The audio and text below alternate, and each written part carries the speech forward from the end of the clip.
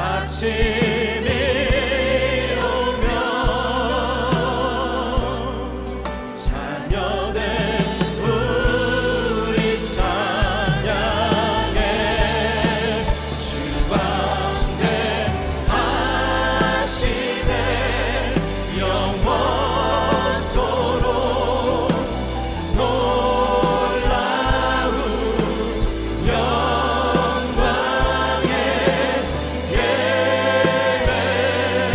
예수 누구도 비교할 수 없는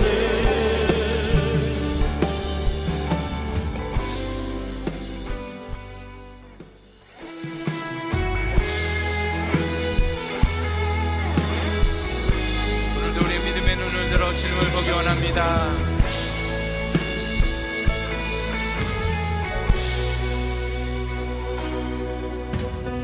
고단한 인생길 힘겨운 오늘도 예수 내 마음 아시네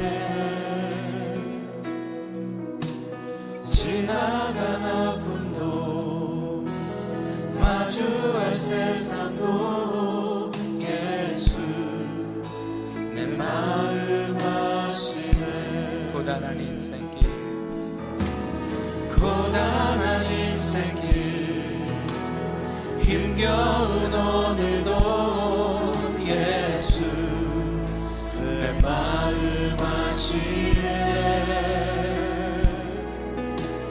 지나간 아픔도 마주할 세상도 예수 내 마음 아시네 믿음의 눈 들어 주를 보리 이 또한 지나가리라 주어진 내 삶의 시간 속에 주의 뜻 알게 하소서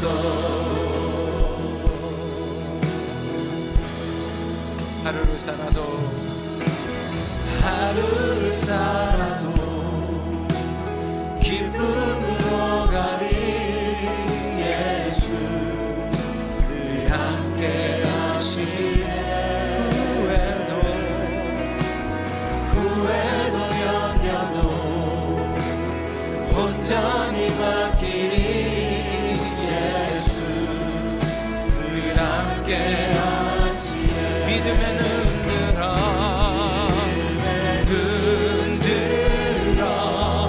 주를 보리 이 또한 지나가리라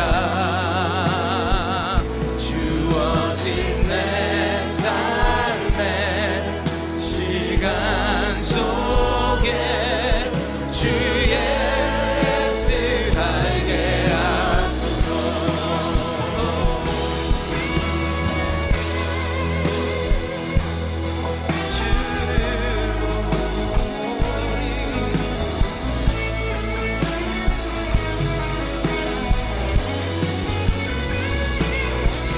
우리 주님 삶 가운데서 하나님 주님만을 가쁘게 하소서.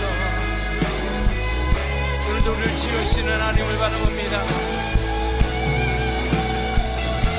믿음의 눈 들어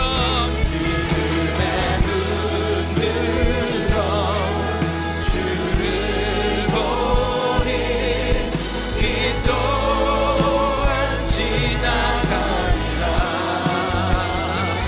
주어진 내 삶의 시간 속에 주의 뜻 알게 믿음의 눈 들어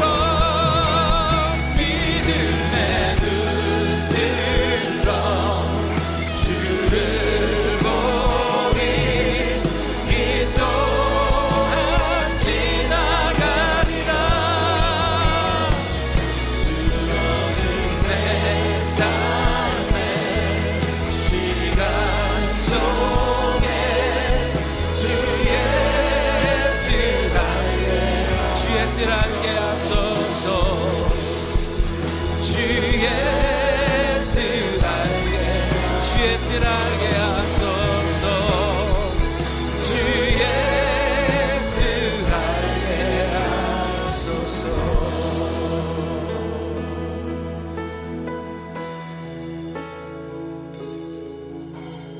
자격 없는 내 힘이 아니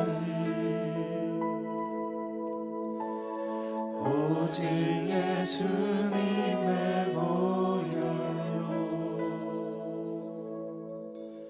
자격 없는 Who can melt the hardest heart and speak life into my soul? And who can spin the world around and hold me ever close? And who can search the depths of me and love me to the core? And who controls the world I see and walks me through it all?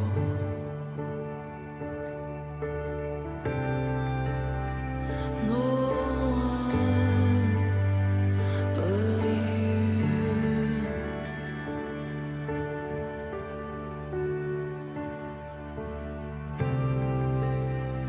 No one but you.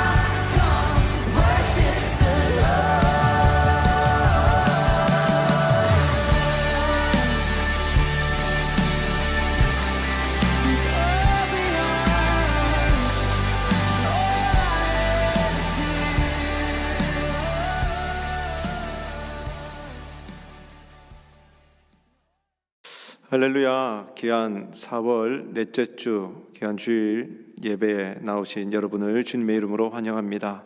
오늘도 우리의 마음과 정성을 다하여 하나님께 예배하며 나아갈 때 하나님께서 우리 귀한 우리 성도님들의 예배를 받으실 줄로 믿습니다. 이 시간 찬양으로 선포하며 예배하도록 하겠습니다. 이곳에 오셔서 이곳에 앉으소서. 이곳에서 드리는 예배를 받으소서. 주님의 이름만이 오직 주의 이름만 이곳에 있습니다. 주님의 이름만이 오직 주의 이름만 이곳에 있습니다. 주여, 신들 중에 저와 같은 자 없사오며 주의 행하심과 같은 일도 없나이다. 주여, 주께서 지으신 모든 민족이 와서 주의 앞에 경배하며 주의 이름의 영광을 돌리리이다. 만물의 창조자 되시고 우리의 창조자 되신 하나님 아버지, 그 아버지 하나님의 그 이름을 이 시간 높이며 송축하며 예배합니다. 주님, 우리의 마음과 정성을 다하여 하나님만을 예배하며 나아갈 때에 하나님 하늘 문을 여시고 이곳에 임재하여 주셔서 우리의 예배를 받아 주시옵소서. 우리의 모든 예배 시간들 주님의 은혜 가운데 성령의 능력 가운데 주장하여 주셔서 악한 사단마귀에 틈타지 못하게 하여 주시고 오직 주님과의 깊은 교제의 시간, 주님과의 깊은 만남과 모든 영광 올려드리는 귀한 시간 되게 하여 주시옵소서. 감사드리며 예수님 이름으로 기도드리옵나이다. 아멘.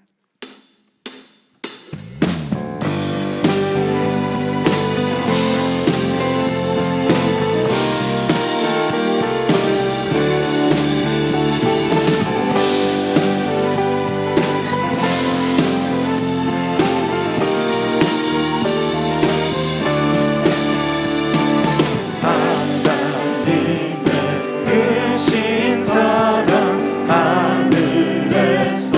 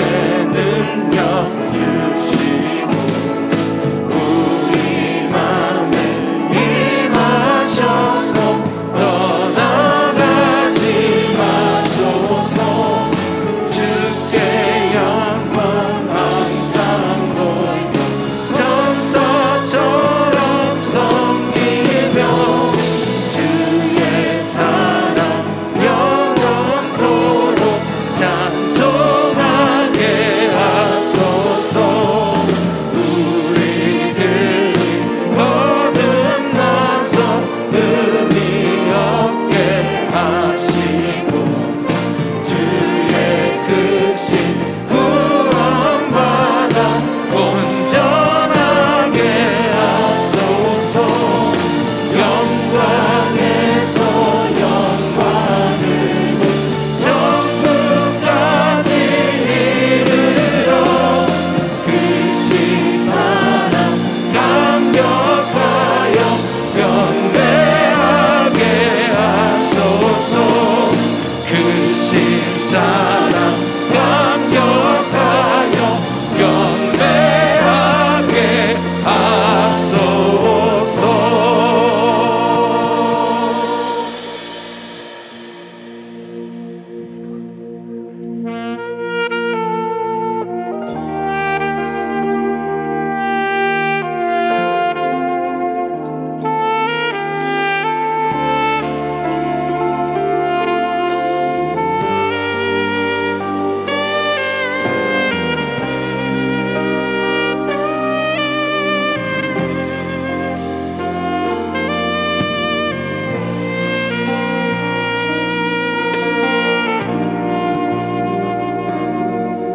나의 사랑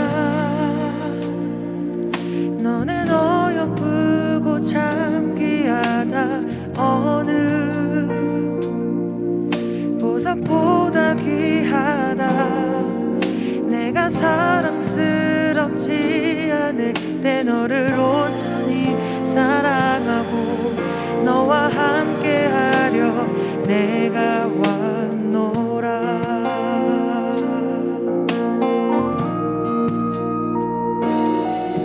주의 사랑 이 사랑은 결코 변치 않아. 모든 계절 돌보시네. 푸른 마르고 꽃은 시드나 주의 말씀은 신실해. 실수가 없으신 주만 바라라. 주님의 나라와 뜻이 나의 삶 속에 임하시며 주님 알기를 주만 보기를 소망해.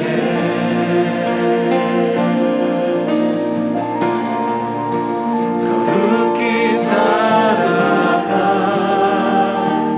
힘과 두려움 없는 믿음 주신 나의 하나님. 완전한 사랑 찬양해.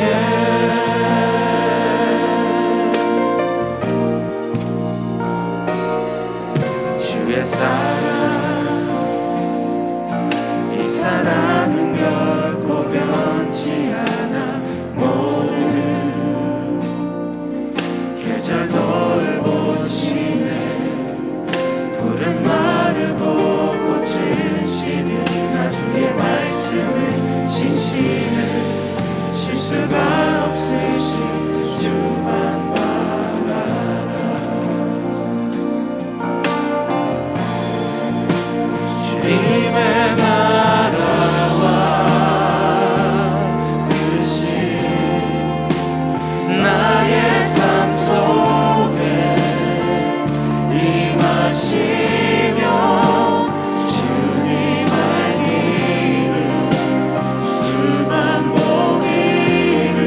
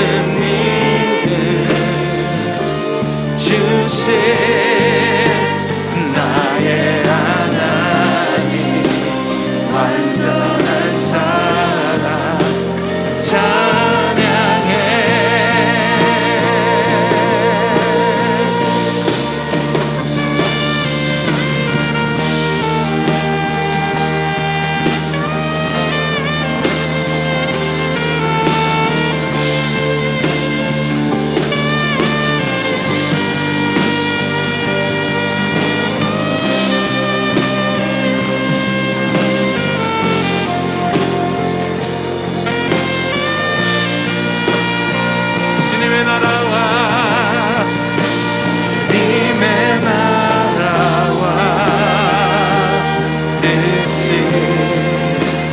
나의 삶 속에 임하시며 주님만 기름 주만 보기를 소망해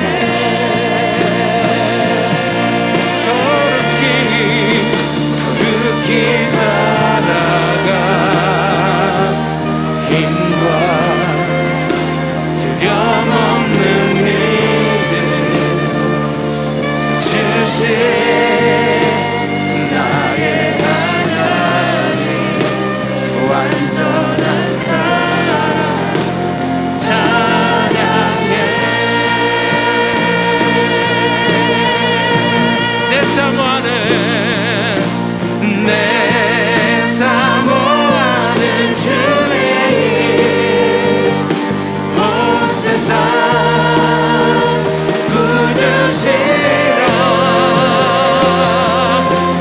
내 사모하는 주의 영광의 왕이시라 주님 다시 오실 때 주님 다시 오실 때까지 나는 일어나 달려가리라 주의 영광 온 땅 덮을 때 나는 일어나 노래하리 내 사모하는 주님 온 세상 구주시라 내 사모하는 주님 영광의 왕이시라 내 사모하는 주님 내 사모하는 주님 온 세상 구주시라 내 사모하는 주님 영광의 왕이시라 영광의 왕이라 영광의 왕이시라 영광의 왕이시라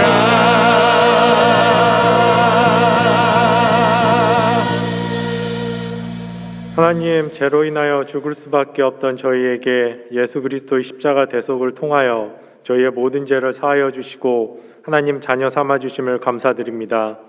하나님 앞에 드리는 이 예배를 통하여 하나님 등지고 살았던 저희의 모든 인생이 하나님 바라보는 삶으로 바뀌어지는 인생의 전환점이 되게 하시고 삶의 모든 중심이 하나님께로 초점 맞춰지는 시간 되게 하여 주시옵소서. 하나님 말씀을 늘 가까이 하여 말씀 기준으로 살기를 소원합니다. 말씀 기준으로 살 때에 하나님 없이 저희의 이익을 위하여 스스로 쌓은 모든 바벨탑이 무너지게 하시고 오직 예수 그리스도로 반석을 이루어 하나님 나라의 영광을 위하여 살아가는 자녀 되게 하여 주시옵소서. 하나님께서 주신 모든 일들을 기도로 시작하고 점검하며 마무리하길 원합니다. 기도를 통하여 영적으로 깨어있어 하나님과 끊임없이 소통하게 하시어 내 능력이 아닌 하나님의 능력으로 허락하신 삶을 살게 하시옵소서. 지금도 하나님을 몰라서 방황하는 영혼들을 위하여 전도하길 원합니다.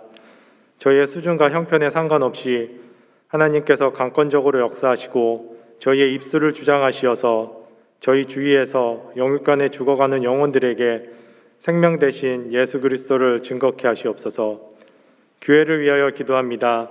말씀이 살아서 실천되는 교회가 되게 하시고 교회의 모든 성도들이 예배와 훈련을 통하여 무리가 아닌 제자가 되는 교회가 되게 하시어서 개인이 살고 이 지역을 살리고 이 나라를 살리고 나아가 세계를 살리는 데 쓰임받는 말씀, 기도, 전도 공동체가 되게 하여 주시옵소서. 저희 자녀들을 위해 기도합니다. 코로나로 인하여 TV와 인터넷, 게임 등을 하는 시간이 많은데 저희의 자녀들이 세상의 문화에 휩쓸리지 않도록 하나님이 주인 되어 주시고 하나님 말씀이 잘 박힌 못과 같이 저희 자녀들 가슴에 새겨져서 세상의 문화를 복음 문화로 바꿀 수 있는 이 시대 살릴 영적인 리더들 되게 하여 주시옵소서. 코로나 시대를 살면서 함께 모여 드리는 예배의 중요성과 함께하는 동역자들과의 말씀 나눔이 얼마나 소중한지에 대해서 알게 되었습니다.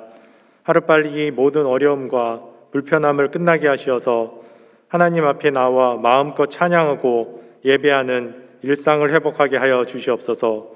오늘 말씀을 전하실 박성근 담임 목사님에게 성령의 충만함을 허락하시어서 선포되는 말씀 속에서 인생의 해답 대신 예수 그리스도를 굳게 붙잡는 시간 되게 하시옵소서. 다윗이 찬양할 때 악신이 떠난 것과 같이 저희 찬양팀의 찬양을 통하여 예배를 방해하는 모든 흑암의 세력이 떠나가게 하시고 예배에 집중케 하여 주시옵소서. 이 모든 것을 우리를 구원하여 주신 우리 주 예수 그리스도의 이름으로 감사하며 기도드렸습니다. 아멘.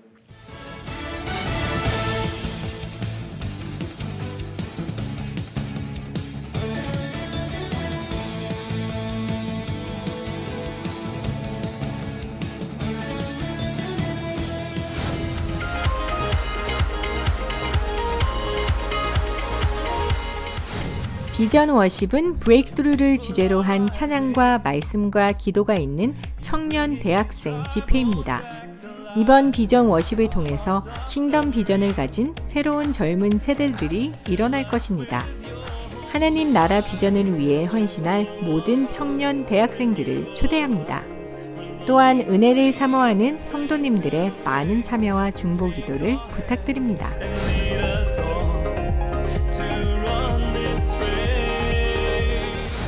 오는 5월 7일부터 금요기도회를 정상적으로 진행합니다. 함께 참석하셔서 뜨거운 찬양과 기도의 응답 및 말씀의 은혜를 경험하시기 바랍니다. 생수의 강이 흘러넘치는 성령의 역사를 통해서 우리의 영혼이 새롭게 소생될 것입니다. 당일 저녁 7시 30분 미션센터 본당에서 뵙겠습니다.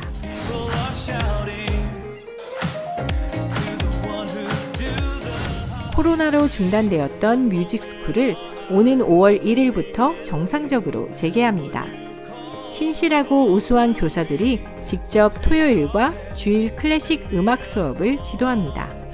수업은 개인 레슨으로 30분, 45분과 1시간 동안 진행됩니다. 등록은 교회 웹사이트에 있는 뮤직스쿨 링크 우측 상단에 있는 사인업을 누르시면 됩니다.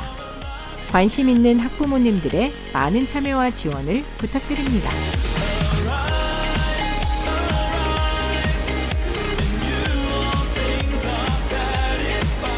주님 안에서 행복한 한 주 보내시길 바랍니다.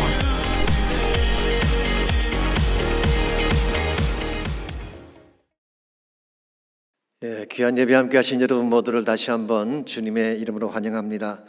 오늘도 새로운 얼굴들이 많이 보이는 것 같습니다. 반갑습니다. 축복합니다. 예배를 통한 축복이 넘치시기를 바랍니다. 또한 가정에서 또 처소에서 온라인으로 예배하시는 모든 분들에게도 동일한 축복이 함께 하시기를 바랍니다. 광고에서 보신 것처럼 5월 5일 수요일부터 수요 양무리 목자 모임이 시작이 되면서 교회 대부분의 사역들이 다시 열리게 됩니다. 그래서 5월 7일부터 금요 기도회도 예전처럼 다시 시작을 하게 되고 주일 양무리 모임도 다시 시작이 됩니다. 그리고 뮤직 스쿨도 5월 1일부터 다시 시작한다고 합니다. 여러분께서 이제 코로나가 많이 이렇게 잡혀가기 시작하고 또 여러 가지 많은 좋은 징조들이 있기 때문에 이제는 좀 적극적으로 교회도 나오시고 특별히 예배에 참여하는 것을 많이 격려해 주시기를 바랍니다. 그래서 우리 1부, 2부, 3부 예배 여러분이 연락하시는 분들은 연락하셔서 격려하시고 나오시도록 도와주시기를 바랍니다. 5월 15일 토요일입니다. 비전 월십이라고 저희 교회 다윗 청년부가 주최하는 일종의 집회입니다. 강사님이 오시고 찬양과 뜨거운 기도가 있는 굉장히 중요한 그런 집회입니다. 청년 사역에 새로운 모멘텀을 이룰 수 있을 만큼 중요한 집회이기 때문에 여러분께서 기도도 많이 해주시고 또 주변에 많이 알려주시기를 바랍니다. 주일학교 사역을 위해 교사로 헌신할 분들 지난주 여러분이 이렇게 헌신해 주셨습니다. 더 많이 필요하다고 하니까 가능하신 분들은 더 많이 도와주셔서 우리 주일학교가 살아날 수 있도록 그렇게 도와주시기 바랍니다. 우리 그 외 나머지 광고들 다 참조하시기를 바랍니다. 이 시간 우리 드릴 헌물을 위해서 함께 기도하겠습니다. 좋으신 하나님 감사합니다. 우리를 눈동자같이 사랑하시고 우리의 가정과 또 우리 삶의 터전과 자녀들과 자손들을 보호해 주신 것을 감사합니다. 이 시간 저 앞에 나와 예배 드리는 중에 하나님 말씀에 순종해서 소중한 11조 예물을 올리는 분들이 있습니다. 하나님 약속하신 그대로 축복해 주시고 감사의 제목으로 드리는 예물들, 선교와 구제를 위해 드려진 예물들이 있습니다. 이 물질들을 성밀대에 구별하셔서 주의 거룩한 목적 위에 바르게 쓰임받도록 인도해 주시고 이 땅을 사는 동안 우리 모든 주의 백성들이 하나님 때문에 복을 받고 풍성하게 되는 역사들이 일어나도록 은총을 부어 주옵소서. 감사드리오며 예수님의 이름으로 기도하옵나이다. 아멘.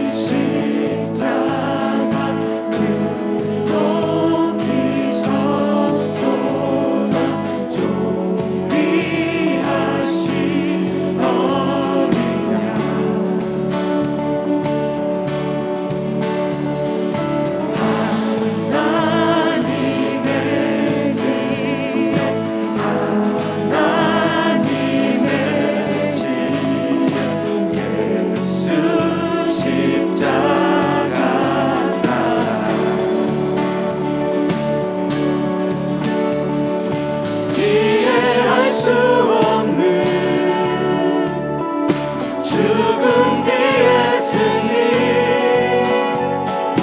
그리스도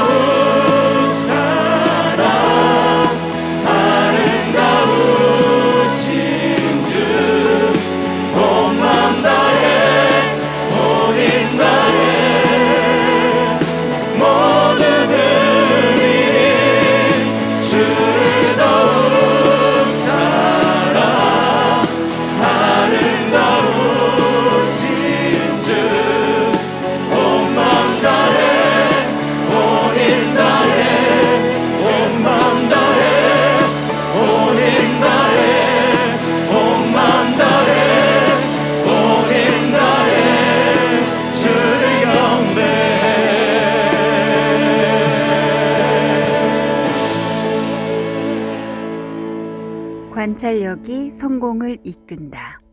여호수아 2장 1절로 18절까지 말씀입니다. 눈의 아들 여호수아가 시딤에서 두 사람을 정탐꾼으로 보내며 이르되 가서 그 땅과 여리고를 엿보라 하매 그들이 가서 라합이라는 기생의 집에 들어가 거기서 유숙하더니 어떤 사람이 여리고 왕에게 말하여 이르되 보소서 이 밤에 이스라엘 자손 중에 몇 사람이 이 땅을 정탐하러 이리로 들어왔나이다. 여리고 왕이 라합에게 사람을 보내어 이르되 내게로 와서 내 집에 들어간 그 사람들을 끌어내라. 그들은 이 온 땅을 정탐하러 왔느니라. 그 여인이 두 사람을 이미 숨긴지라. 이르되 과연 그 사람들이 내게 왔었으나 그들이 어디서 왔는지 나는 알지 못하였고 그 사람들이 어두워 성문을 닫을 때쯤 되어 나갔으니 어디로 갔는지 내가 알지 못하나 급히 따라가라. 그리하면 그들을 따라잡으리라 하였으나 그가 이미 그들을 이끌고 지붕에 올라가서 그 지붕에 벌려놓은 3대에 숨겼더라. 그 사람들은 요단 나루터까지 그들을 쫓아갔고 그들을 뒤쫓는 자들이 나가자 곧 성문을 닫았더라. 또 그들이 눕기 전에 라합이 지붕에 올라가서 그들에게 이르러 말하되 여호와께서 이 땅을 너희에게 주신 줄을 내가 아노라.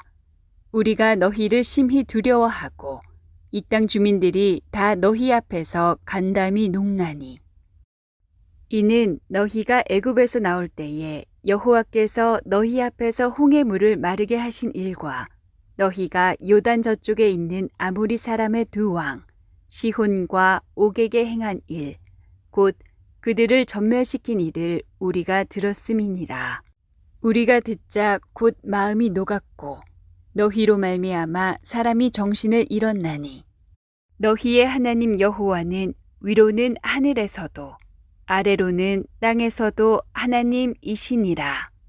그러므로 이제 청하노니 내가 너희를 선대하였은즉 너희도 내 아버지의 집을 선대하도록 여호와로 내게 맹세하고 내게 증표를 내라. 아멘. 똑같은 나무를 보아도 우둔한 사람과 현명한 사람은 보는 눈이 다르다. 이것은 18세기 영국의 시인이면서 화가였던 윌리엄 블레이크라는 사람이 한 말입니다. 우둔한 사람은 나무의 겉모양만 보고 크다 작다라고 말할 뿐이지만 현명한 사람은 그 나무에 담겨져 있는 애환의 스토리를 읽어낸다는 것입니다. 자세하게 깊이 보기 때문에 그렇습니다. 이와 같이 주어진 사물을 자세히 보고 그 내면의 실상을 잘 파악해내는 힘을 우리가 관찰력이라고 부릅니다. 우리가 인생의 성공자가 되려면 관찰력이 뛰어나야 되는 것입니다. 그래야지 주어진 상황을 바르게 판단하고 남들보다 한 발짝 앞서갈 수가 있습니다. 이 관찰력이 부족한 사람은 똑같은 것을 보고도 그것이 무엇인지를 잘 판단을 못합니다. 어떤 책에 제가 봤더니 여자분들은 아기가 우는 울음소리만 듣고도 왜 우는지 그 이유를 7가지나 분별해 낸다고 합니다. 대단한 관찰력이죠. 우리 남자들은 어떨까요? 저를 비롯해서 대체적으로 둔합니다. 그래서 아기가 울면 무조건 우유병만 입에 넣어주는 아기의 진짜 필요를 모르기 때문에 그렇게 하는 것입니다. 그러나 관찰력이 뛰어난 사람은 다릅니다. 남들이 보지 못하는 것을 집어내고 그것에 합당한 판단을 내리는 것입니다. 그래서 첩보 영화 같은 것을 보시게 되면 작은 단서 하나를 가지고 아군과 적군을 가려내는 것을 보게 됩니다. 실제로 미국의 CIA에서 이런 일이 있었다고 합니다. 구소련과 대치하던 냉전 시대의 일화이긴 합니다만은 오랫동안 자신의 신분을 숨기고 스파이로 활동하던 소련 스파이가 있었습니다. 얼마나 철저하게 자신을 위장했는지 미국 사람과 모든 것이 똑같았어요. 영어 구사력도 똑같고 억양도 똑같고 옷차림도 똑같고 음식이나 문화나 모든 것이 미국 사람 그 자체였습니다. 그래서 심정은 있지만 물정을 찾지 못했던 CIA 요원이 한 번은 그에게 다가가서 휘파람으로 소련 국가를 불렀어요. 그랬더니 그 사람이 자신도 모르게 발로 장단을 맞추더라는 것입니다. 어릴 적부터 몸에 배있던 습관이 자신도 모르게 나온 것이죠. 이 작은 몸짓, 이것을 놓치지 않고 관찰해낸 시야의 요원이 결국 그 스파이를 잡았다는 그런 이야기가 있습니다.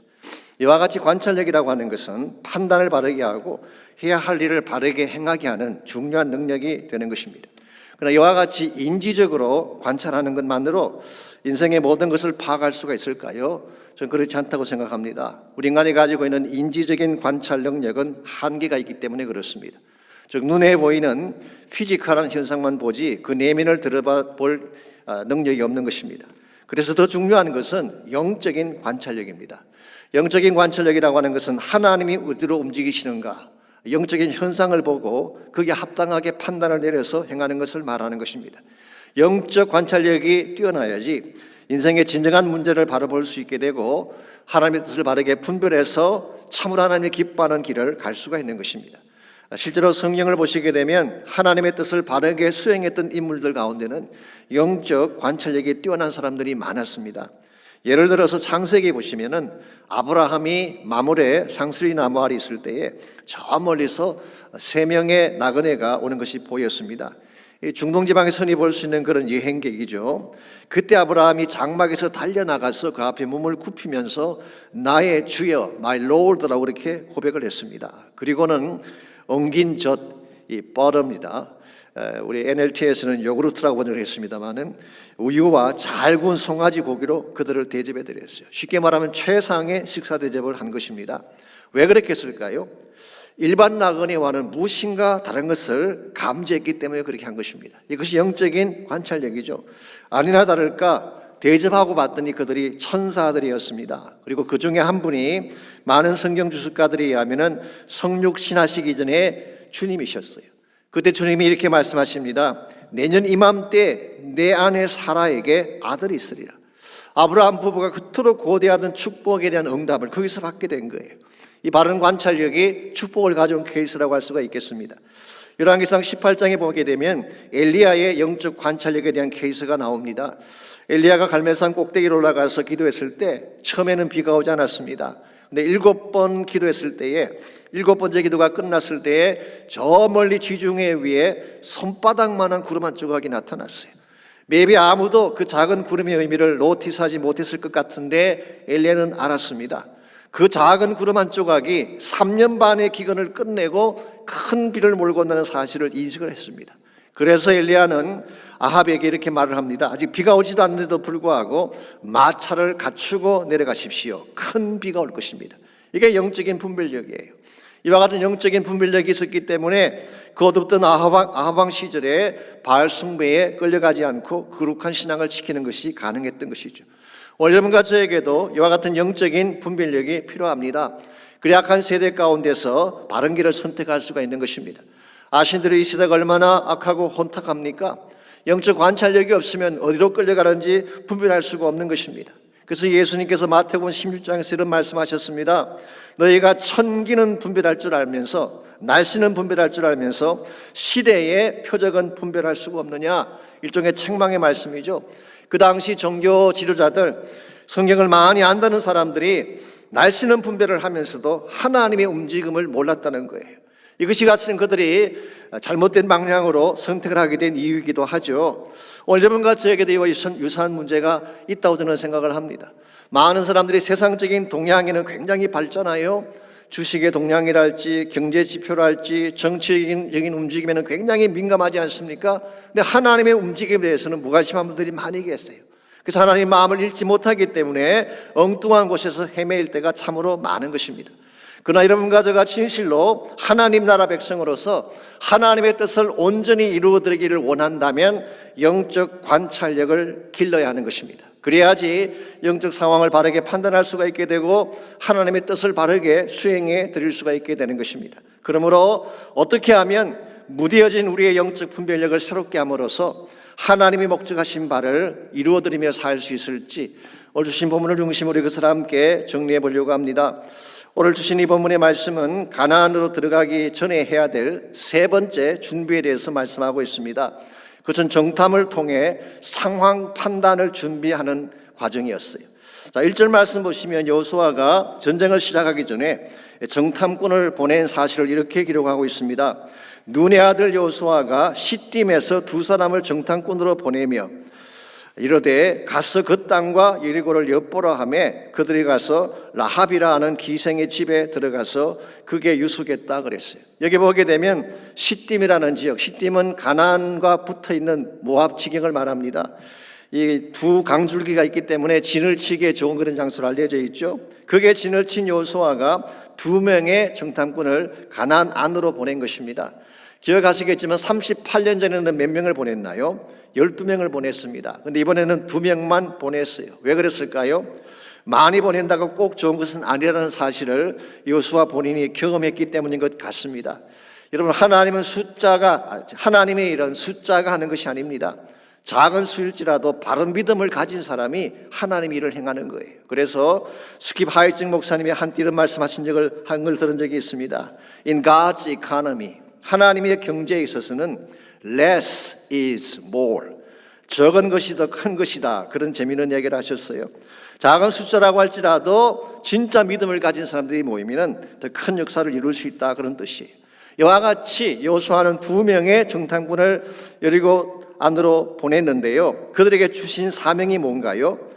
그 땅과 여리고를 엿보라고 보낸 것입니다. 여기 엿본다는 이 말이 히브리 말로 라하라는 말인데 우리가 흔히 생각하는 것처럼 훔쳐본다 혹은 피평한다 그런 뜻이 아닙니다. 이것은 주의 깊게 본다, 자세히 관찰한다 그런 의미를 가지고 있습니다. 그래서 영어 성경은 observe, 관찰한다 그렇게 번역을 했고 examine closely, 아주 엄밀하게 잘 점검한다 그렇게 번역을 했습니다.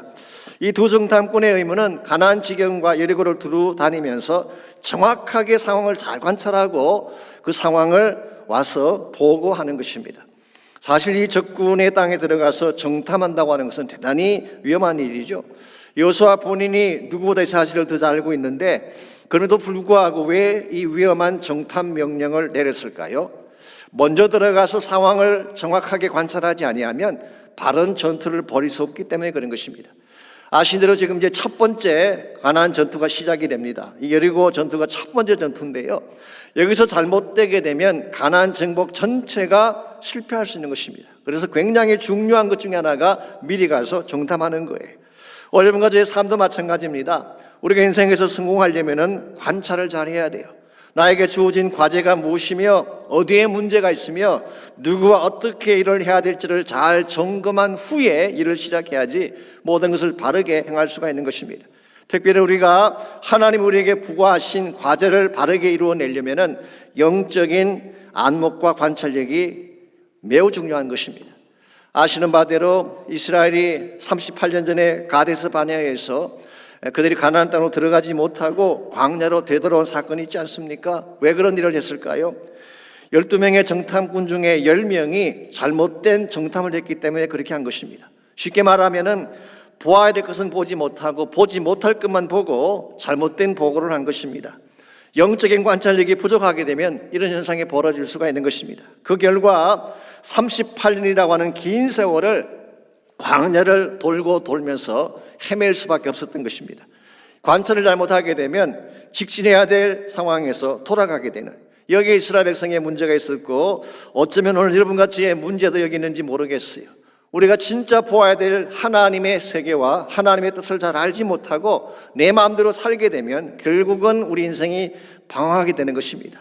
웨이스트하게 되는 것입니다. 이런 의미에서 정말 우리가 인생을 낭비하지 않고 하나님의 뜻을 바르게 이루기 위해 살려면 바른 관찰이 필요한데 우리가 진정한 차원에서 바르게 관찰을 하려면 무엇을 관찰해야 될까요? 무엇을 관찰하게 되면 하나님이 우리에게 분바신 모든 과업들을 성공적으로 잘 수행해낼 수가 있을까요? 오늘 본문에 보시게 되면 우리에게 주어진 과제를 성공적으로 이끌기 위해서 관찰해야 될 3가지 대상이 오늘 본문에 소개가 되고 있습니다. 먼저 간단히 정리해드리면 첫 번째가 문제를 관찰하는 것, problem. 두 번째가 사람을 관찰하는 것입니다, people. 그리고 세 번째가 하나님을 관찰하는 거예요, purpose of God. 하나님의 의도, 하나님 마음을 관찰하는 것입니다. 우리가 하나님의 뜻을 바르게 수행해 드리려면 첫 번째로 문제의 실상을 잘 관찰을 해야지 하나님의 뜻을 이루어 드릴 수가 있습니다. 적을 이기려면 적을 알아야 되지 않습니까? 여러분과 제가 문제를 이겨내려면 문제의 실상을 정확하게 바로 알아야 되는 것입니다. 오늘 본문의 말씀 보시면요, 정탐꾼이 했던 첫 번째 일이 성 안으로 들어가는 일이었습니다. 저 겉으로만 보아서는 여리고의 실상을 알 수 없기 때문에 성 안으로 들어간 거예요. 우리가 문제를 파악하려면 문제 안을 들여다 보아야지 문제를 알 수가 있는 것입니다. 그래서 1절 하반부를 다시 보시면 정탐꾼들이 여리고성으로 들어간 후에 어디에서 유숙을 했다고 밝히고 있나요? 라합이라는 기생의 집에 유숙했다고 했습니다. 이 기생의 집이라고 하는 것은 영어 성경 보시면은 harlot's house라고 번역을 했습니다. 직역하면 창기의 집이다, 매춘부의 집이다, 그런 뜻입니다. 그런데 저는 개인적으로 좀 이게 부담스러워요. 그렇게 해석하는 것이 과연 문맥에 맞나라고 하는 생각 때문에 그렇습니다. 여러분, 이스라엘 정탐꾼이 맨 먼저 한 일이 창기의 집에 가서 잠을 잤다. 이게 과연 오늘 본문의 문맥과 통한다고 할 수가 있을까요? 어색하기 짝이 없습니다. 그래서 유대 역사가인 조세푸스나 탈굼이라고 하는 성경이 있습니다. 이 탈굼이라는 성경은 히브리 구약을 아람어로 번역한 것을 탈굼이라 그러는데요. 이 탈굼이나 조세푸스는 오늘 본문의 이 기생의 집을 여관이라고 번역했어요. 혹은 주막이라고 표현을 했습니다. 저는 이것이 문맥상 맞지 않나 생각합니다. 여관이나 주막이라고 하는 것은 여행객들의 왕래가 많은 곳이죠. 그러므로 그곳에 가야지 민심의 동향도 잘 살필 수가 있게 되고 정보도 잘 수집할 수가 있기 때문에 정탐꾼들이 그곳에 맨 먼저 간 것입니다. 자, 2절 말씀 보니까 한 가지 문제가 생겼습니다.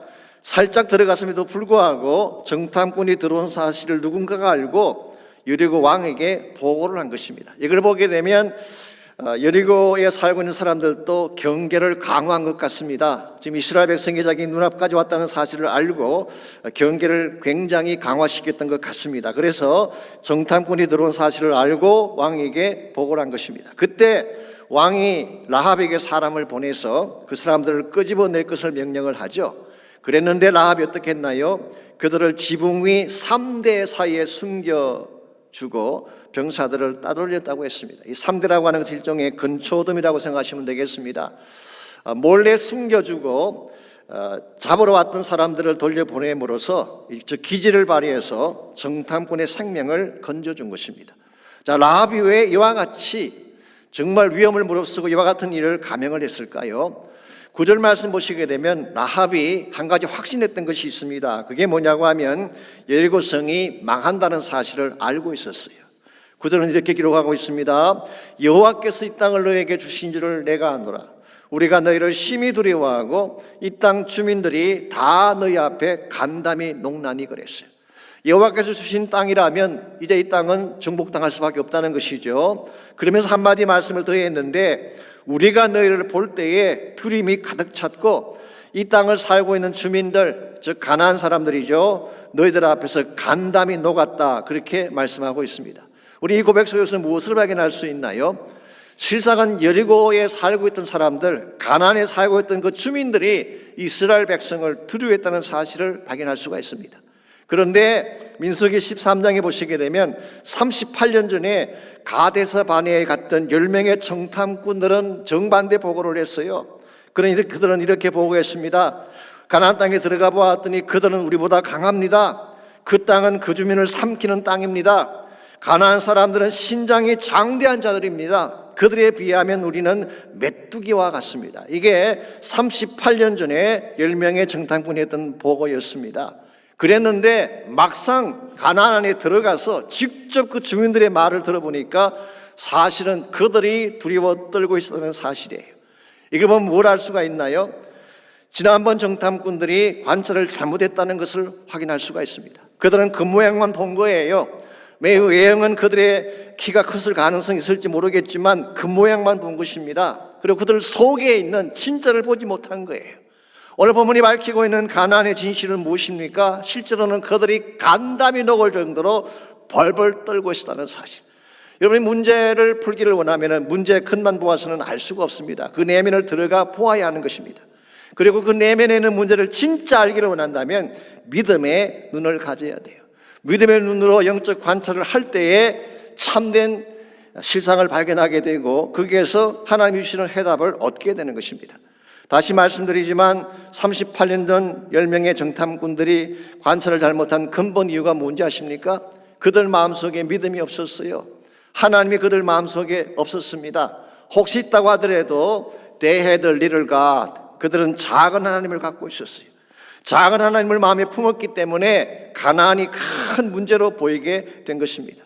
여러분, 우리 눈이라고 하는 것이 객관적이라고 생각을 하지만요, 실제는 그렇지 않습니다. 마음이 무엇을 품느냐에 따라서 똑같은 것을 보아도 보이는 것이 다르게 보이는 거예요. 어떤 사람이 병원에 입원을 했습니다. 몸이 좋지 않아서 좀 더 정밀 검사를 받기 위해서 병원에 입원을 했는데, 그런데 이 환자가 담당 의사가 병실을 다녀간 후에 얼굴이 새파랗게 질렸습니다. 사실 그 의사는 말 한마디도 하지 않고 그냥 병실을 나온 건데 갑자기 환자가 두려워 떨기 시작한 것입니다. 그래서 그 다음날 그 의사가 다시 그 환자가 있는 방을 찾아가서 물었어요. 무엇 때문에 그렇게 두려워하느냐 그랬더니 환자가 말하기를, 선생님 솔직히 말씀해 주세요. 저에게 이제 얼마나 시간이 남았습니까? 의사가 아니 무슨 말씀하시는 거냐고, 아직 진단도 안 나왔는데 무슨 병인 줄 알고 그러시는 거냐 되물었더니 환자가 말합니다. 췌장암에 걸렸잖아요. 어떻게 아냐 그랬더니 어제 선생님이 쓰시는 리포트 페이퍼를 슬쩍 봤더니 맨 위에 분명히 췌장암이라고 적혀 있다는 것입니다. 그때 의사가 웃으면서 말을 했습니다. 아, 그건 제 이름입니다. 추장암이라고 하는 이름이었어요. 즉 의사 이름을 병명으로 잘못 본 거예요. 자, 왜 이런 현상이 벌어졌을까요? 자기 마음속에 부정적인 마음이 가득 차 있으니까 추장암이 췌장암으로 보인 것입니다. 이와 같이 우리 마음이라고 하는 것은요, 우리 눈으로 보는 것을 결정하게 되는데 우리 마음에 품는 것이 바른 것이 돼야지 바르게 볼 수 있는 거예요. 여러분 마음속에 믿음을 품게 되면은 하나님이 행하시는 것을 볼 수가 있게 됩니다. 그런데 만일에 불신앙적 마음을 품게 되면 모든 게 다 안 되는 것만 보이는 거예요. 할 수 없다, 끝장났다 이런 마음을 갖게 되는 것입니다. 그러나 여러분이 정말 하나님을 마음에 품고 믿음으로 보게 되면 모든 것이 가능하고 모든 것이 은혜이고 모든 것이 감사의 제목이 되는 거예요. 이런 측면에서 우리 마음속에 하나님을 품고 믿음으로 바라보는 것 굉장히 중요한 것이고, 이와 같은 시각으로 사는 사람에게는 실제적으로 하나님이 능력을 행사해 주세요. 텍사스에 포트우스라는 지역이 있습니다. 저희 신학교가 있던 지역인데요. 그게 랜디 힉라이트라고 하는 한 목사님이 계시는데 그분이 이런 간증을 하신 적이 있습니다. 이분이 사실 숱한 고난을 겪고 어려움을 많이 겪으신 분인데 그래도 하나님을 잘 믿고 하나님의 사역을 열심히 하던 중에 암에 걸려서 병원에 입원을 하게 됐습니다. 돈도 많지 않고 가족도 힘든데 암에 걸리게 되니까 걱정이 참 많았어요. 더구나 암이 굉장히 깊었다고 합니다. 그랬는데 수술을 받기 전날 밤에 하나님이 예레미야 32장 27절을 보게 하셨어요. 이런 말씀입니다. 나는 여호와여 모든 육체의 하나님이라 내게 할 수 없는 일이 있겠느냐. I am the Lord, the God of all fleshes. 쉽게 말하면 모든 육체를 만든 하나님이라 그 말이에요. 내게 할 수 있는 일이, 할 수 없는 일이 있겠느냐. 영어 성경이 재밌게 번역되어 있습니다. Is anything too hard for me? 내가 하기에 너무 힘든 일이 있겠느냐. 그렇게 반문하신 거예요. 천지를 만드신 하나님이 나를 직접 창조하신 그분에게 할 수 없는 일이 존재하겠습니까? 있을 수가 없습니다. 그래서 랜디가 이 말씀을 붙잡고 기도하면서 그는 수술대에 올라갔고 결국 그는 암을 잘 극복을 하고 회복이 된 후에 그가 처음 했던 그 간증을 책으로 썼습니다. 그 책 타이틀이 뭔지 아십니까? Big God, Little Problem. 큰 하나님, 작은 문제. 그런 제목의 책을 이분이 저서를 했어요. 여러분, 하나님을 크신 분으로 마음에 품게 되면 문제가 작게 되는 것입니다. 문제를 크게 보게 되면 하나님이 작아지는 거예요. 그러므로 여러분 마음속에 큰 하나님을 품으시기를 바랍니다. 천지를 창조하시고 위대하시고 불가능이 없으신 그 하나님을 믿음으로 마음에 품게 되면 문제는 문제가 안 되는 것입니다. 이런 면에서 우리는 문제의 겉모양을 보고 두려워하고 지레 겁먹고 도망치고 불필요하게 38년간을 방황하며 사는 케이스가 있는데, 진짜 바른 영적 관찰력을 가진 사람은 인간의 눈으로 보지 않고 믿음의 눈으로 보는 것입니다. 믿음의 눈으로 보게 되면 하나님을 통해서 진짜 문제 실상을 알게 되고 그때 문제를 이기게 되는 것입니다. 두 번째로 우리가 하나님의 사역을 성공적으로 잘 이루려면 사람의 내면을 잘 관찰을 해야 됩니다. 하나님의 목적을 이루려면 문제도 잘 살펴야 되지만 사람을 보는 눈을 가져야지 그 사람과 함께 더 큰 일을 이룰 수가 있는 것입니다. 오늘 본문에 재미있는 사실이 하나 있습니다. 정탐꾼들이 땅을 보러 갔다고 했는데요, 실상 그들이 본 것은 사람들이었어요. 그 중에서도 특별히 라합이라고 하는 한 여자를 보고 돌아왔습니다. 이미 제가 말씀을 드렸습니다마는 들어가자마자 그들은 그 왕에게 누가 밀고 하는 바람에 실제로 땅을 제대로 살펴볼 시간도 갖지 못한 채 라합의 집에 숨어 있다가 도망쳐 나왔어요. 그래서 진짜 이 정탐꾼들이 본 거는 땅을 다 보지 못했어요. 라합이라는 사람 하나 보고 나온 것입니다. 이걸 보게 되면요, 하나님이 그들을 여기에 보내신 이유가 단순히 그 성의 크기가 얼마나 크냐, 지형이 어떠냐 이걸 보게 하셨다기보다는 사람을 만나게 하기 위해 보내신 사실을 알 수가 있습니다. 하나님은 바른 사람을 찾아내서 그들과 함께 가기를 원하셨기 때문에 정탐꾼들을 여리고 안에, 가나안 안에 들어가게 한 것입니다. 여러분, 하나님은 사람에게 관심이 많습니다. 지형이나 사이즈나 건물의 크기, 여기에 관심이 많지 않아요. 하나님은 사람에게 관심이 있어요. 사람을 통해서 하나님 나라를 세워가기 때문에 그렇습니다. 그렇다면 하나님이 찾으시는 사람은 어떤 사람일까요? 이걸 우리가 잘 알아야지 바른 사람을 선택하고 바른 동지를 만들어갈 수가 있는 것입니다.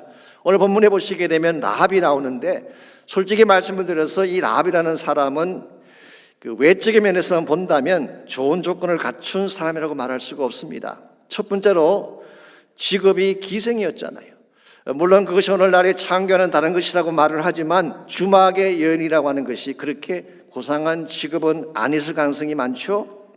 두 번째로 유력가의 집안이나 권력가의 집안도 아니었습니다.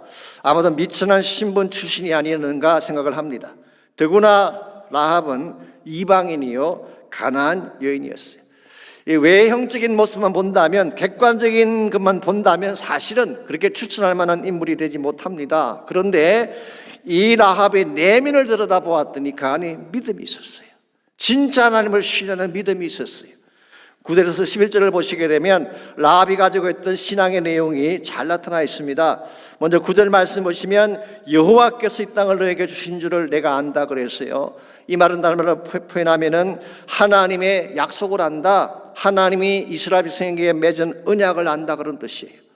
이 라합은 이방 여자였지만 하나님의 언약을 알고 있었습니다. 두 번째로 10절 말씀 보시면 라합은 하나님의 능력도 알고 있었습니다. 10절에 보시면은 애굽을 나올 때에 여호와께서 너희 앞에서 홍해의 물을 마르게 하신 일과 너희가 이동한 저쪽에 있는 아모리 사람의 두 왕 시온과 오게에게 행한 일, 곧 그들을 전멸시킨 일을 우리가 들었다 그랬어요. 그래서 라합은 하나님의 능력이 얼마나 파워풀한지를 알고 있었어요. 세 번째로 11절 말씀 보게 되면 그녀는 하나님의 절대 주권을 인정하고 있는 것을 보게 됩니다. 우리가 듣자 곧 마음이 녹았고 너희로 말미암아 사람이 정신을 잃었나니 너희 하나님 여호와는 위로는 하늘에서도 아래로는 땅에서도 하나님이시니라. 옛날 번역인 개역 한글에서는 상천하지의 하나님이시라 그렇게 번역해 놓았어요. 여기서 하나님의 절대 주권, 주재권을 의미하는 것입니다. 사실 이 라합은요, 이스라엘 백성에 대한 소문을 듣고 하나님에 대한 것을 들었을 때에 일반적인 사람들은 두려워하고 떨기만 했는데 라합은 이 두려움에서 끝나지 않고 하나님을 믿었다는 데 포인트가 있어요. 하나님이 위대한 것을 알았으면 믿어야 돼요. 하나님의 전능하신 분인 걸 알았으면 믿어야 돼요. 그 하나님이 나의 하나님이 돼야지 진짜 신앙을 갖게 되는 것이지 객관적인 차원에서 보고 두려워하는 것만으로는 충분하지가 않는 것입니다. 그래서 히브리서 11장 31절은 이렇게 기록하고 있습니다. 믿음으로 기생 라합은 정탐꾼을 평안히 영접하였으므로 순종치 아니하는 자와 함께 멸망하지 않았다. 이 라합이 목숨을 걸면서까지라도 정탐꾼을 영접한 이유가 믿음을 가졌기 때문이라고 말씀하고 있습니다. 야고보서 2장 26절은 라합이와 같은 결단을 행함으로 의롭다 하심을 받은 케이스로 소개하고 있습니다. 야고보서를 나눌 때 이미 말씀드렸습니다만 여기서 의롭다는 이 말은 구원받았다는 말이 아니죠. 인정받았다는 뜻입니다. 즉 이 라합의 믿음은 행함을 통해서 하나님도 인정하시는 믿음이다, 그런 뜻이에요. 이런 면에서 라합은 이방 여자였지만 가나안 여인이었지만 실제적인 믿음을 갖고 있고 하나님을 위해서 행함을 할 수 있는 행동이 있는 믿음을 가지고 있는 이런 사람이 라합이었습니다. 오늘 하나님 이와 같은 믿음을 가진 자를 원하세요. 여러분과 제가 누구를 선택하려고 한다면요, 세상이 좋아하는 사람을 선택하면 안 돼요. 하나님이 기뻐하는 사람을 선택해야 돼요. 외형만 보고 외모만 보고 선택하기보다는 그 안에 참된 믿음이 있는가 이걸 보고 선택을 해야지 함께 동력을 할 수가 있고 같이 가나안 땅 정복을 위해 달려갈 수가 있는 것입니다. 그럼에도 불구하고 오늘 이 시대에는 외형을 보고 사람을 택하는 경향이 사실 많이 있습니다. 외적인 조건이나 세상적인 레주메를 보고 사람을 택하기도 하고 함께 가기도 하지 않습니까? 그런데 이것은 사실 위험합니다. 왜냐하면 겉모양만으로 그 사람의 실체를 알 수 없기 때문에. 이런 측면에서 진짜 지혜로운 사람은 그 사람의 영적 내면을 보고 믿음을 보는 거예요. 그래서 이 사람 안에 진짜 하나님이 기뻐하는 것이 있나 이 사실을 확인한 후에 그 사람을 선택하게 되면 그 사람과 함께 대단히 위대하고 거룩한 일을 감당해낼 수가 있는 거예요. 제가 아는 목사님 중에 미국에서 목회를 하시다가 한국으로 들어가신 분이 계시는데요, 제가 몇 년 전에 그분이 월간 목회에 쓴 글을 제가 읽게 됐습니다. 아주 오래전 이야기이긴 한데요, 이 목사님이 그 사모님과 이제 사귀실 때 이제 결혼 허락을 받기 위해서 장모님을 찾아갔습니다. 그 당시 사모님은 한국의 명문대학교를 졸업을 하고 좋은 집안의 딸이었어요. 문학을 전공해서 시도 쓰시고 소설도 쓰는 그런 문학가였습니다. 초라한 행색으로 찾아온 그를 보고 장모님이 질문을 하셨습니다. 자네 아버님은 뭘 하시는가? 그랬더니 상선장사를 하고 계십니다. 실망한 듯 고개를 좌우로 흔드시더니 그럼 자네 전공은 뭔가? 신학입니다. 그랬더니 더 실망한 표정으로 목사는 절대로 안 되네. 내 딸은 자격도 없겠지만 목사한테 시집 보내 고생시킬 생각은 전혀 없으니까 그리 알게. 그러면서 혼자 중얼거리듯이 한마디를 더 덧붙이셨어요. 다른 게 시원찮으면 키라도 좀 크지. 그래 키가 그게 뭔가. 한마디로 불합격 점수였어요. 집안 그렇지, 외모 그렇지, 거기에다가 장차할 직업도 그렇지. 누가 그런 사람에게 딸을 주겠어요. 그럼에도 불구하고 하나님의 특별하신 은혜로 우여곡절 끝에 두 사람이 결혼을 하게 됩니다. 나중에 그 목사님이 미국에 유학을 오셔서 한국에 돌아가셔서 신학교 교수가 되고 책도 많이 쓰시고 한국 교계의 중요한 리더가 되셨어요. 그때서야 그 장모님이 개천에서 용났다고 기뻐하시더라고 하는. 솔직히 이야기를 읽으면서 조금 마음이 씁쓸하긴 했습니다만은 이게 일반적인 사람들의 판단 기준이죠. 외형을 보고 판단하는 것입니다.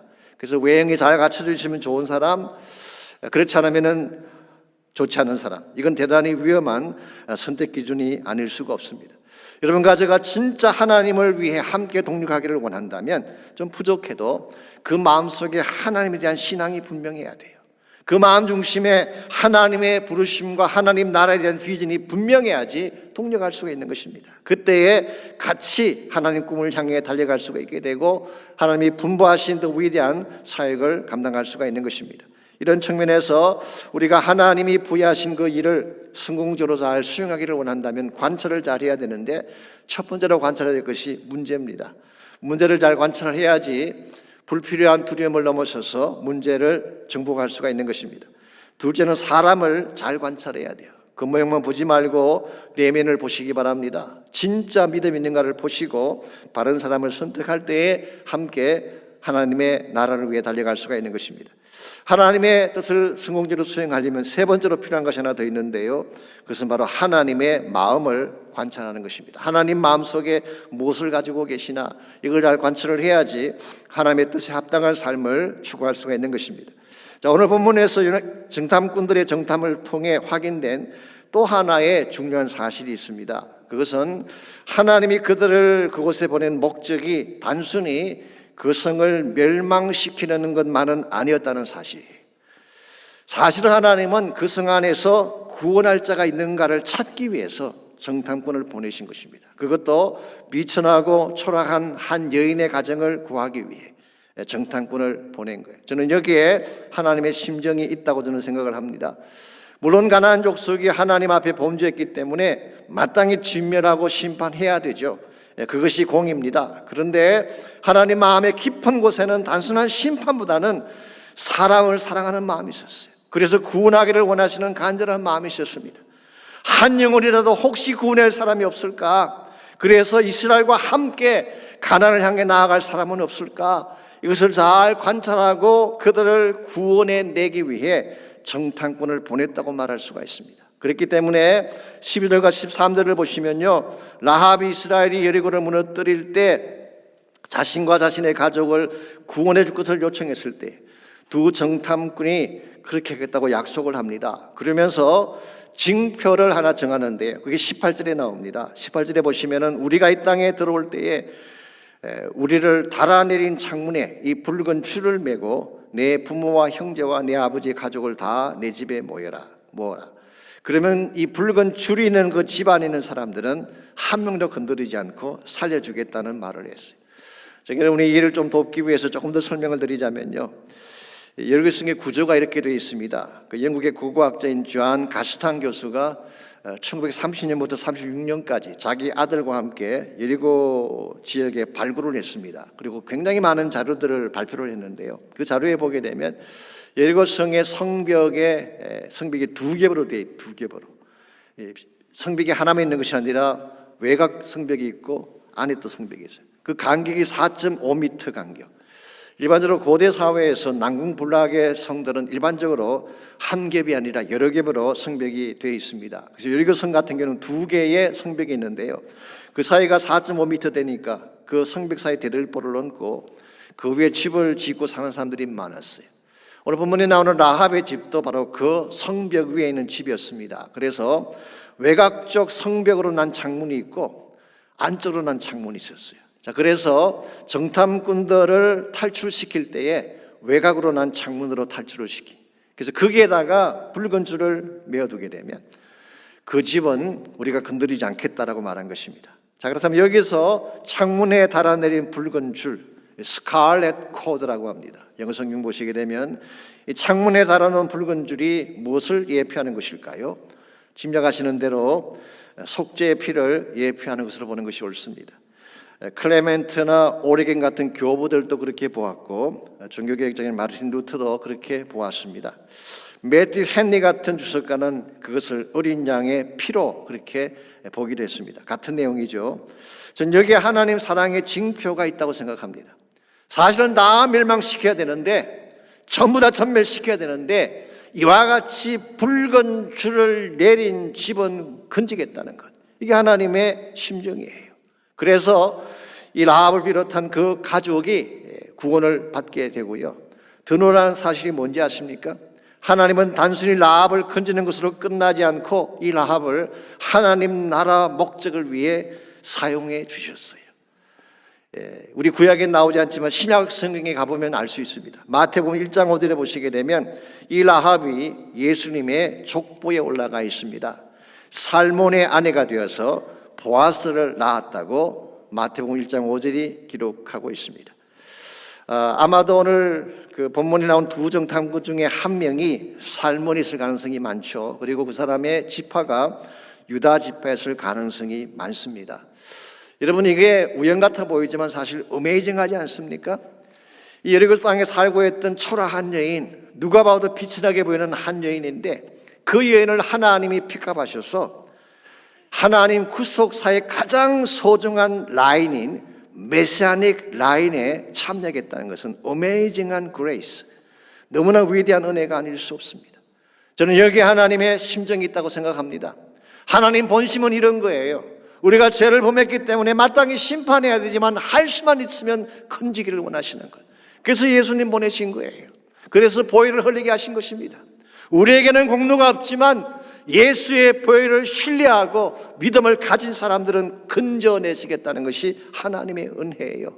여기서 그치지 아니하고 구원받은 우리를 하나님 나라 사역을 위해 사용하시기를 원하는 계획이 있다는 사실, 어메이징하지 않습니까? 솔직히 말씀을 드리자면 라합보다 우리가 나은 것 아무것도 없어요. 우리도 미천한 존재입니다. 우리도 누추한 사람들이죠. 죄를 가지고 이야기하자면 라합보다 더 악한 죄인이지 아마 더 깨끗하지 못할 것입니다. 그럼에도 불구하고 이방인인 우리들, 죄 많은 우리들, 아무 가치 없는 우리를 하나님이 건져내시기 위해서 우리 인생의 창문 앞에 붉은 줄을 내리게 하시고, 그게 십자가죠. 십자가를 통해 구원받게 하신 거예요. 여러분과 제가 이 사실을 바로 안다면 여러분의 삶을 어떻게 살아야 될까요? 함부로 굴리면 안 되는 것입니다. 하나님이 나를 이렇게 사랑해 주셨는데, 이와 같은 큰 은혜를 통해서 나를 구원해 주셨는데, 이제는 은혜에 합당한 삶을 살아야지 마음대로 산다든가 함부로 사는 것은 잘못된 것입니다. 우리가 크리스찬이 됐다는 것은 얼마나 놀라운 축복입니까? 세상 사람들이 그걸 알지 못하기 때문에 이 축복에 참여하지 못하는 것뿐이지만, 은혜로 우리가 구원받았잖아요. 예수 믿게 된 것 자체가 은혜 아닙니까? 하나님의 자녀가 된 게 은혜 아닙니까? 하나님 나라 사역을 위해 부름받고 쓰임받는다는 사실이 얼마나 위대한 은혜입니까? 여러분과 제가 이 사실을 바로 안다면은, 이 하나님의 심정을 바로 안다면은, 이제는 주님이 가장 원하시는 일을 위해 우리 삶을 드릴 수 있어야 됩니다. 여러분과 저를 이렇게 사랑하신 그 하나님은 또 죽어가는 영혼들을 동일한 심정으로 사랑하고 계세요. 그들을 어떻게든 찾아내어서 하나님 영광의 나인에 세우기를 원하시는 것이 오늘도 하나님의 심정이고 하나님의 계획이십니다. 이걸 보아야 돼요. 여러분 인생을 살아가면서 무엇을 보며 살고 계시나요? 진짜 하나님을 보고 하나님 뜻을 보며 사시는지, 혹시 여러분 가운데 문제만 보고 그것 때문에 두려워하는 자가 있다면 문제보다 크신 하나님을 보시기를 바랍니다. 자신의 무능력함과 초라함을 보고 낙심하는 자가 혹시 있다면 하나님의 사랑을 신뢰하고 믿음으로 서시기를 바랍니다. 이 땅의 내혹함과 어둠을 보고 절망하는 자가 혹시 있다면 눈을 열어서 주의 영광을 보시기 바랍니다. 그리고 참된 부르심의 소망을 향해 믿음으로 달려갈 때에 여러분의 생각 가장 값진 인생이 되게 되고 하나님이 인정해 주시는 참 믿음의 사람이 되는 것입니다. 오늘 여러분과 제가 이 사실을 기억하고 함께 헌신하며 기도하는 시간을 가지면 좋겠습니다. 우리가 기도할 때 먼저 내 눈을 열어 주를 보게 해달라고 기도하시기를 바랍니다. 우리 마음의 눈이 떠지고 영안이 떠져야 돼요. 주님을 보아야 됩니다. 주님이 지금 어디에서 무엇을 하고 계신지를 보아야 돼요. 주님의 무브먼트, 주님의 움직이심을 주목해야 돼요. 주님 가시는 곳에 내 마음도 갈 수 있도록, 주님이 가시는 그곳에 나의 인생도 나의 삶도 따라갈 수 있도록 여러분 결단하며 헌신하며 기도하시기를 바랍니다. 내 눈을 열어서 주의 사랑을 보게 해달라고 기도하십시오. 하나님은 정말 여러분을 사랑하세요. 세상에 가장 존귀한 존재로 여기시고 여러분을 사랑하고 계십니다. 그 사랑 보게 해달라고 기도하시고, 무엇보다도 하나님 나라의 영원한 꿈과 비전을 바로 보게 하셔서 그 나라 위에 달려갈 수 있도록 힘을 달라고 기도하시기를 바랍니다. 우리 다 같이 한 목소리로 우리 합심해서 함께 헌신의 기도, 결단의 기도 드리겠습니다. 하나님 감사합니다. 우리를 사랑해 주셔서 하나님의 거룩한 백성 삼으시고 하나님 나라의 거룩한 비전에 참여케 하신 것을 감사합니다. 우리의 마음의 눈을 뜨게 하시고 내 영안을 뜨게 하셔서 주의 영광을 보게 하십시오. 하나님의 임재를 보게 하십시오.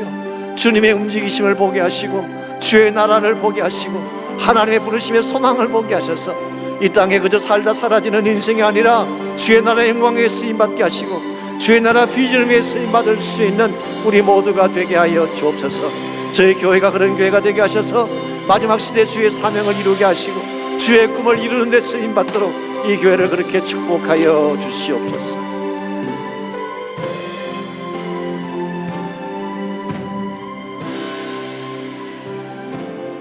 무너진 내 맘에 주 사랑이 많네.